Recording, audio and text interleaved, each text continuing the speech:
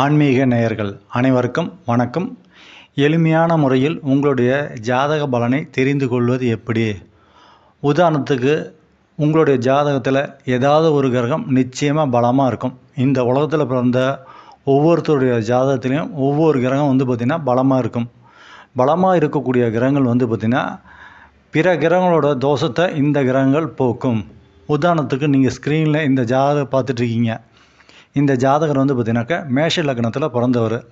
லக்னத்திலே குரு பகவான் இருந்தார்னாக்கா மேஷ லக்னத்தில் பிறந்தவங்களுக்கு குரு பகவான் லக்னத்தில் திக்பலம் அடைவார்.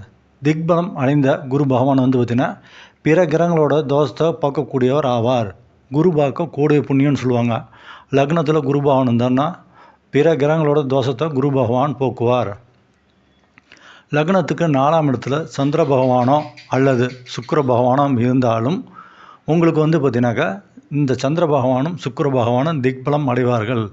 திக்பலம் பெற்ற சந்திர பகவானும் சுக்கிர பகவானும் நன்மை பலன்களை வாரி வழங்குவார்கள். 7ஆம் இடத்துல சனி பகவான் இருந்தார்னா திக்பலம் அடைவார். திக்பலம் பெற்ற சனி பகவான் ஆயுள் தோஷத்தை போக்குவார். அதாவது ஆயுளுக்கு பங்கமாக இருந்துச்சுன்னா 7ல் சனி பகவான் ஆயுளோட பங்கத்தை போக்குவார். 7ல் சனி பகவான் இருந்தனாக்கா அந்த ஜாதகருக்கு ஆயுள் பார்த்திங்கன்னா 100.